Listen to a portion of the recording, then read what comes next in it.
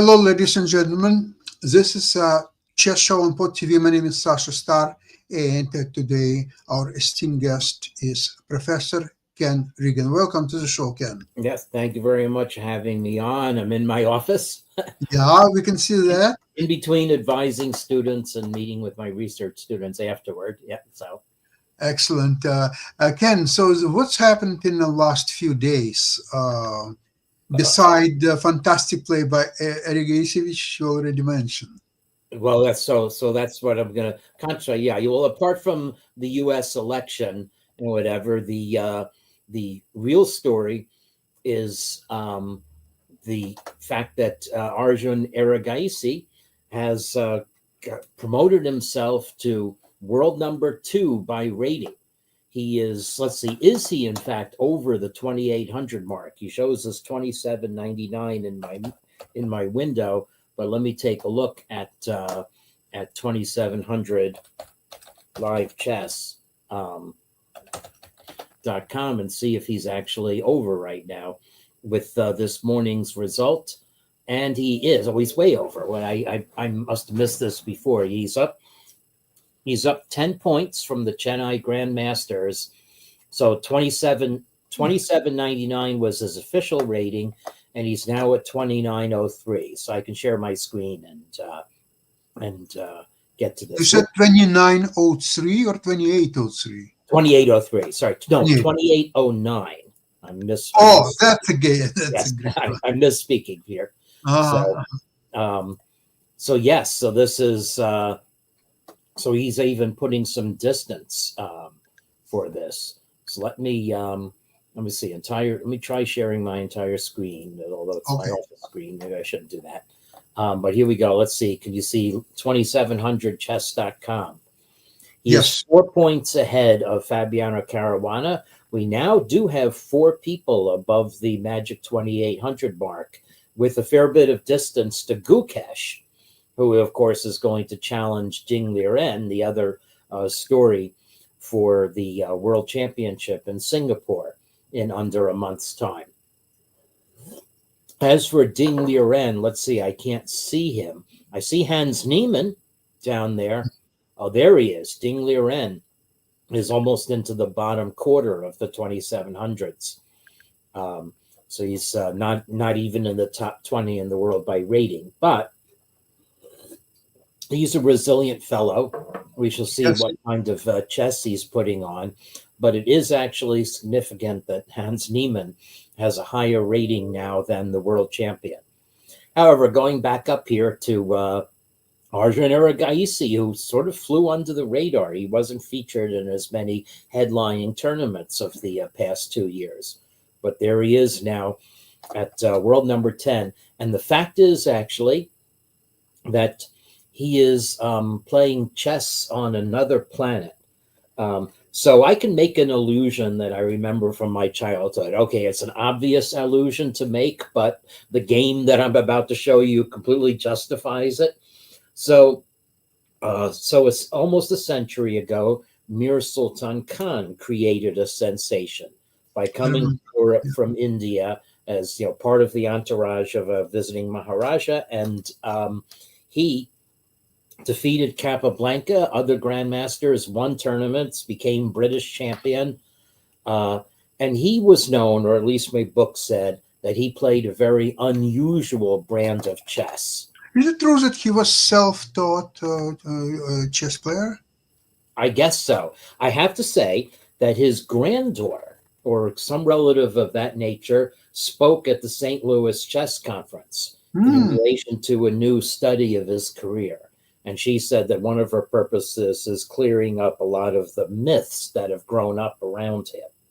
So I don't want to give too much credit to any myth, but what's on the chessboard speaks for itself. Hey, I'm quoting Niemann.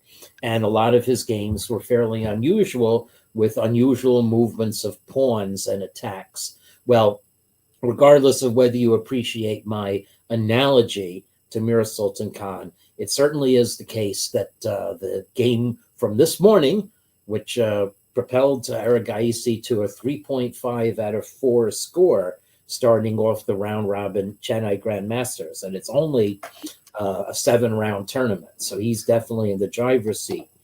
He defeated his main rival, Amin Tabatabai, who was tied with him on 2.5 out of 3 coming out of it. Okay, so Erigaisi is black, and one thing I'm going to say right away is that it's not the case that this is a strategic masterpiece where black is winning and gains control in the whole game. In fact, after move 40, white was arguably better. But it is the case that the unusual full half-court press type of tactic, half-court being the king side, that Erigaisi showed eventually confused white after the time control. It's also meaningful to say that this tournament does not have a lump sum after move 40. So it is 90 minutes for the game plus 30-second increment. So it's not really correct to speak of move 40 as having any special significance, although we still tend to do so. And like I said, white rolled with all the unusual content for a long time in this game, but eventually fell under black's relentless approach. Okay, so this is the modern Gioco piano, but Erigaisi's intents are definitely anything other than piano. So black plays this rather than A5. I guess if you're not provoked by A4, you're more likely to play A6, but there comes A4. So now black voluntarily retreats the bishop so that D4 or B4 would not come with tempo. Here comes B4. And now Erigaisi starts his play. So feeling justified, and maybe this is partly because white has not developed the knight on B1 as early as sometimes happens in this. So if white's knight on B1 were already on F1, and let's retreat these two queenside pawns, then white is better equipped to not only stop black's expansion, but take advantage of some of the weak squares that are created that way. But white is not in condition to do so, and the computer actually does not like white's move. The computer either wants white to play the knight to D2, or to take advantage, make lemonade out of the two queenside pawn advances by shoring up the defense of some of the weak kingside squares, especially F2. So this is counted as a mistake because it's actually going to help black develop. It doesn't really add a piece to that wing. So, okay, so black is happy to capture, and now here comes the advance. And white can't play react with knight H4 as is possible in some other positions, because the knight would just be hanging and white does not have reinforcements for it. So, okay, here comes black's other attack. We are attacking without developing. Our king is still in the center. You'll see that theme. So white reacts as you should. You react by breaking in the center to a kingside attack. But again, even though black is underdeveloped, white does not have all the reinforcements in place yet. In fact, white decided, well, I need to bring some cover to squares on the king side. Now, this is counted the one mistake by black. The computer says that black really could have gone ahead with the bonsai tactics and played G3 with the idea that when if white captures H takes G3, then black can play H3 and will have definitely softened up white's king side. Or black could have played rook G8 preparing this. So this move kind of, maybe its purpose was to avoid the trade of queens if white captures on E5, or maybe, second thoughts about maybe I should move the queen bishop and castle king side. But regardless, it does give white a tempo to react. And this actually interfered with black's development. And now white is equalizing the position on the king side with enough of the army. In fact, black's army was pushed back. So now black play, however, queen F8. This evidently was the other part of black's plan. I've got G4 defended, so I'll build up on the H file. So, and knight f1 is counted as a mistake. So the computer says that since black is moving slowly by bringing the queen there, it was time for white to take advantage by playing the c pawn to c4 and c5 and start generating threats against black's king. White would quickly be able to double rooks on the c file. And so, as I said, but knight f1 was a move that, I would have liked to see 7 moves earlier in the game. So you can't really fault white for playing it now. So queen h6, we'll ignore that the computer thinks black could react to it a5. That's just weird. Now white does the c4 plan, but has lost the tempo. Now, I'm not going to put a question mark on this move. Okay. So computer, I don't know, wants black to break with a5. I think that's just weird. I guess the idea is that it does enable a defensive c5. So anyway, g3 is the third best move. I'm going to ignore the computer and say this is the best move. Practically speaking, it's the best move. Okay. So white captured with the f pawn. It's an interesting decision. Is it really bad to capture with the g pawn? The answer is yes, because then white gets killed and down the file. Okay, so white captured with the f pawn, and f takes g3, and now h3. Okay, but black now is going to do the maneuver that could have seen. So the other question is, under what circumstances is black's pawn on g3 hanging? Black could retake the e pawn right now. Okay, so black defends, white breaks. Okay, so black is just going to allow white through, but now white doesn't go about. So here I would say that some attempt to double on the c file could make sense, but actually no. Rook a3, what a move. White had weird moves too. Okay, so queen c1 is a completely natural move. And here comes black now. Bishop takes h3. Cracking through, and with the slow build up, he didn't have to take on h3 right away, because in fact, white has enough of a nest of pieces that there's not necessarily going to be a mate, even if black does deliver a check on h1. So black prefers to give the option of taking on h3 with this knight. So here it comes. Now we'll be able to take on h3 with the knight. Black is a piece down, but okay, we are. So white decides here. Okay, so white actually has to do something about black's army, because in this position, this again, another really fine move here. It's a sacrifice, but sacrifice to get enough of the army for mate. Actually, what's going to happen is in some lines there, if you take on g5, there's going to be a fork with knight takes g4 check. So for instance, if this, then queen h1 check, king f2, and I fork your king and queen next move. Okay, and if white captures with the rook,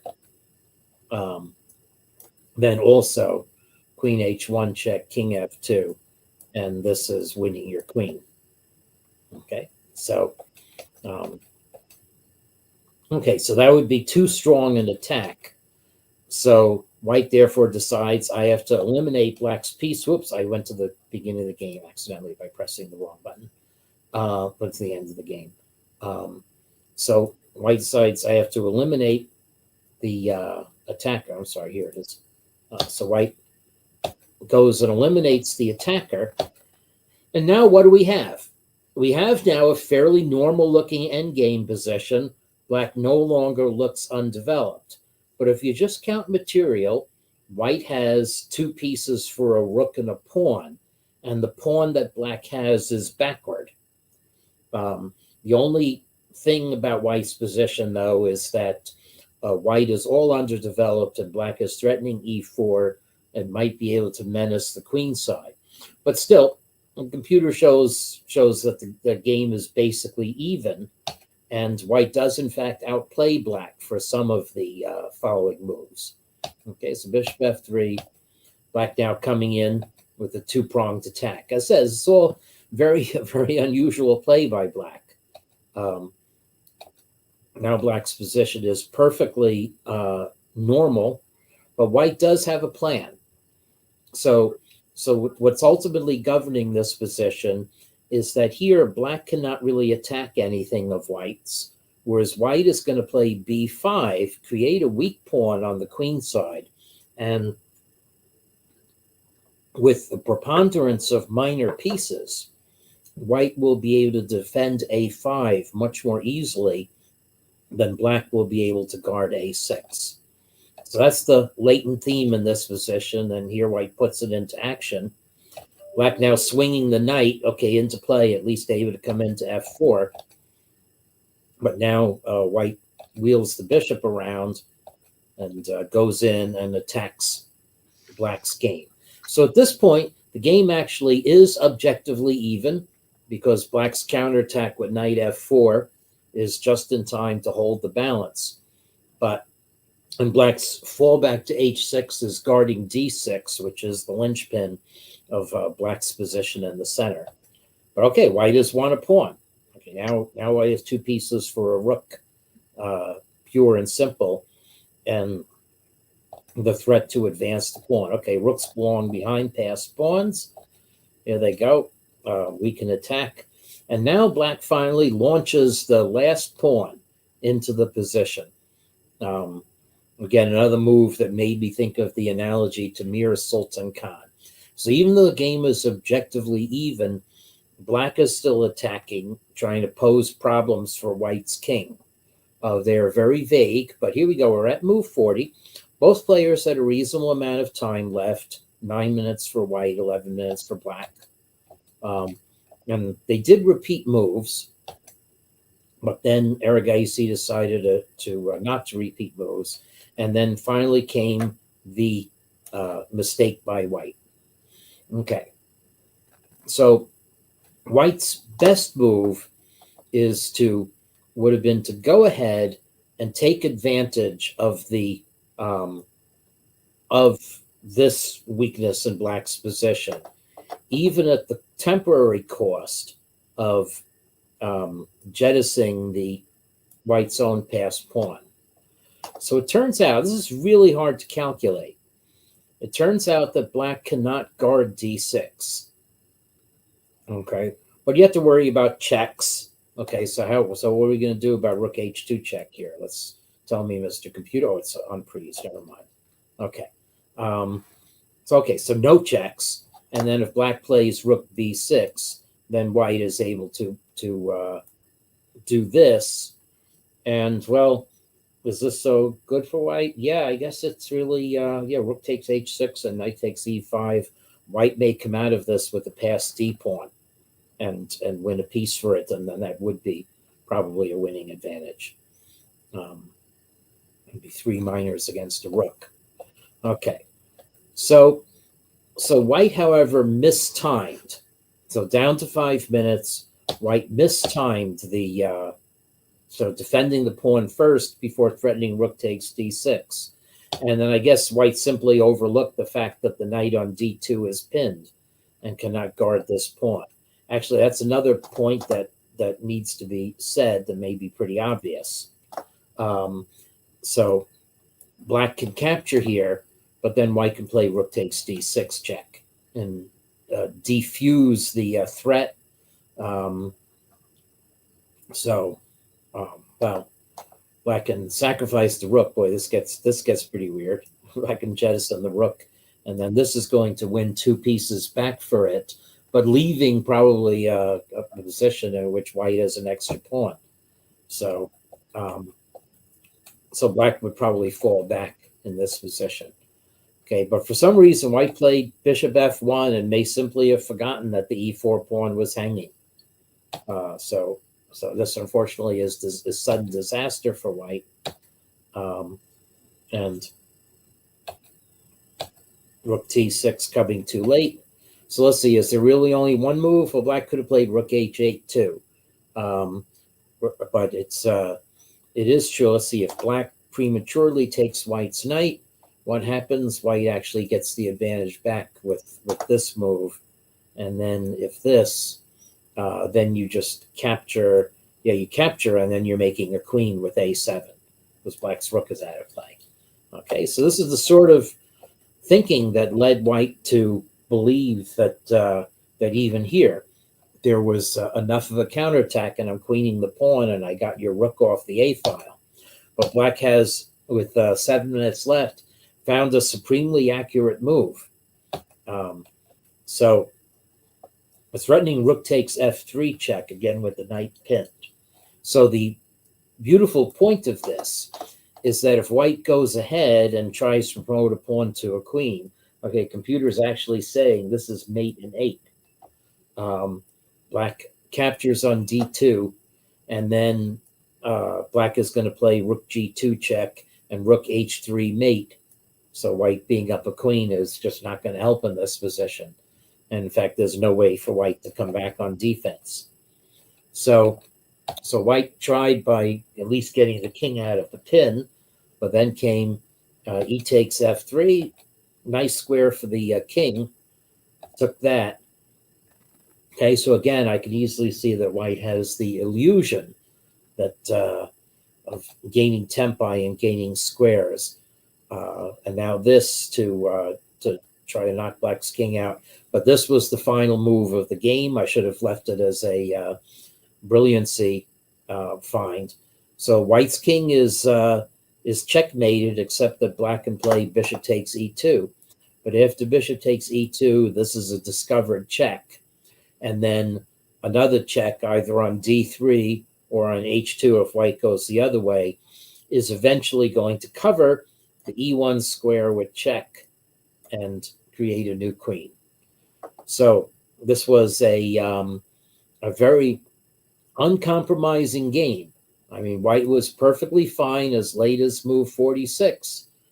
But when you're under pressure and get the ordering of moves in a plan wrong, this is the kind of thing that can happen to you.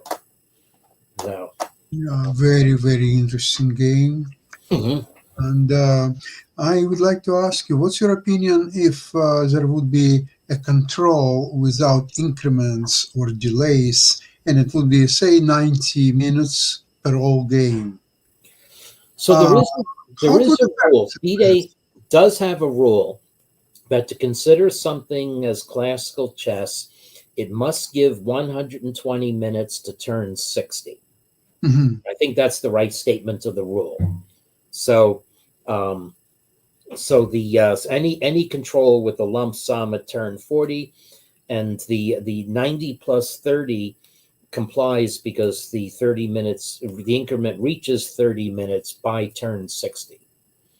So the time control of the Chennai Grandmasters is the fastest control. I think that is rateable for norms. I'm not sure. I have to look, but it's some qualification of that kind. Obviously, faster controls like game in 90 minutes are counted as standard chess for rating purposes. But I think for the highest qualifications, you need the full 120 minutes for 60 moves. What's significance of 60 moves? Why it's not 50 or 75? What's a 60 about? Yeah, that's a good question. It's a convenient benchmark. In fact, a lot of my own metrics are organized around it as a benchmark. It turns out to be a round number if you're going to give a 30-second increment. It's that adds up to 30 minutes for the 60 moves. And I guess it's the feeling that, well, so the other history of it is time controls used to be actually 2.5 hours or 2 hours for 40 moves. Yes, correct. And an hour for 20 more moves, which brings you to turn 60. And then after turn 60 was considered the Allegro phrase, yay amount for the rest of the game or increment. So 60 is a magical number. 60 is, a historic number, given how time controls were structured going all the way back to World War II. So previous to that, it used to be there was as often a time control at 30 minutes.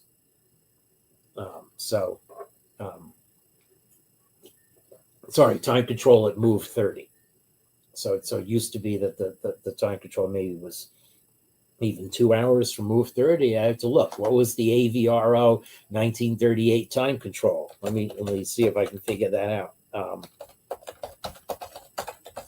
Yeah, interesting. I don't remember what was that.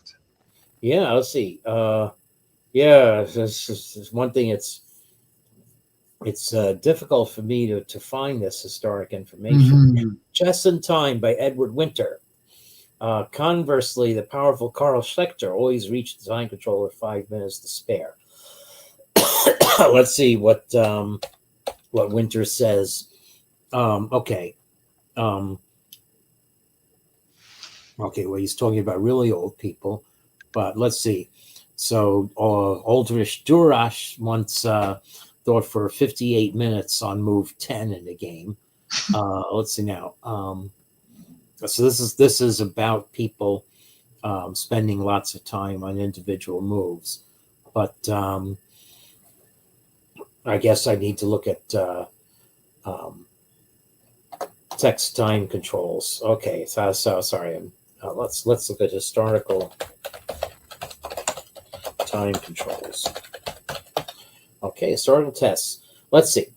By the 1880s, a format of 30 moves in 2 hours became popular, succeeded by 36 moves in 2 hours in the 1920s, and then 40 moves in 2.5 hours after World War II. Yeah, that's Botvinnik's time control. Right. Yes, that's. I was right to remember that. So this is Encyclopedia Britannica, actually giving this. Okay, it's a good source there. Within Quick Chess. Okay, this isn't maybe recording the time control. It goes straight into the Fisher clock then, which is what gave us delays. Okay, so then it goes chess and artificial. Oh, it was a section of a larger issue on chess, of their larger article on chess. But anyway, that is the impression. So that's what historically brought that about. If I'm covering other news, the other news I should cover is the wrap up of the Women's Grand Prix tournament in Shymkent, Kazakhstan. Goryachkina was trying. Right. Alexandra Goryachka came. It was a little bit of a quiet ending, I'd say, because most of the games were drawn and the games involving the title holder. But she won the Shymkent Women's Grand Prix by half a point over Zhong Yitan, who's one of the contenders for the women's world championship. And then Bibisara Asabayeva, I think, had gotten out to a fast start, but she fell back 2 points behind the leader. Yeah, I think she lost individual game to her. She lost what? Yeah. And she was in a tie with Stavrula Tsolaki, who was a relative newcomer. From Greece, yeah? From Greece, yeah. Yeah, I never heard about her. And Tsolaki lost only to the top two players. So anyway, an interesting tournament. Yeah. There are so many interesting tournaments these days. It's spectacular. You see, what's confusing is that there are so many formats. It's a round robin. It's a elimination system. It's a Swiss system. It's individual. It's team tournaments. It's a men's tournament and women's tournament, and different time controls, anywhere from blitz to active chess and to tournament chess and classical chess. It's just enormous variety, which never been. 20 years ago, you couldn't even think about this. Yeah, well, it's all good, and and of course, the fact of fast chess. I guess I can very quickly show Goryachkina's victory against Tan. If you have time for that, very quickly. Quite as long a time for it, but here we go. Okay. So I'll share just the tab of the game, and there we are, another win for Black. Let's see what tactics are also in the modern Giuoco piano that Alexander Goryachkina was able to bring to bear. Well, one main difference is White played it very quietly with knight c3 rather than pawn c3. So this was the way the Italians founded their game. But now a very uncompromising choice by black to allow the isolated double pawns in the center. G5. Castles into this. Yeah, white should rearrange the c3 knight according to the computer and bring it to c4 where it can hit those weak double pawns. But as it is, white did that a little bit too late. Now white's playing the strategy, but black is now already able to attack. So the fact that you castled into the attack is what now has white in trouble in this position. Ken, if it would be illegal, the best move after G5 for white would be reverse castle. Yeah, I agree with you here. Best. So we will just see a very logical. So white battens down the hatches. This, however, move was a little bit excessive. Computer wants black to just jettison the G pawn and forget about the E pawn and forget about it. White's attacking with only the queen. But so here, computer says white could have stayed in the game by retreating the queen, but instead, this just enables black to break down the door. Okay, well, you won 2 pieces for a rook, and now more things are going to fall in white's position, and this a very nice move. Very nice. So this is what's going to clear white's rook off the H file ultimately. So now breaking through, and there, no more rook on the H file. Now black is able to take over the H file, and here we go. And white resigns because this is well, white's down a piece, and this is going to face more of an attack. So another very, very strong game with black. I'm seeing all these Giocopiano games, and I think white has to come back to knight G5 on the 4th move. Otherwise, you're losing almost by force after H6 G5, especially if you already castle. And I mean, it's take no time. Yeah, it's funny. You think it's a symmetrical position, but it also white's knight on F3 sometimes gets kicked by G4. Yeah, and it's no longer symmetrical if white is castle already and black didn't. So there's no symmetry after that. So maybe white should a little bit wait with castle, maybe, or consider keep the king in the center. Or maybe retreat to a queen side, maybe. Then G5 strategy is not so dangerous for white. But anyway, I'm pretty sure we are going to see many, many games in that respect. Knight G5 nobody plays anymore, so I'm not expecting that to make comeback, although everything is possible. Ken, thank you so much for... Sorry, just... I had a couple of games with this in the U.S. Championship in 1978. And there, my feeling was, G5 would be weakening for black. But I guess people have realized it's not so weakening. So it has compensating advantages. Yeah. Well, in a perfect world, maybe it would be a weakening, but it will require so much effort for white to prove it. And so a precise and very accurate play, almost mistakes-free. And it's not so easy to do. In practical games, I think black has a lot of advantages after playing H6, G5, once white already castled. I think it's much easier to play, almost like you can play just by your hand without thinking much. And white is, game is not so easy.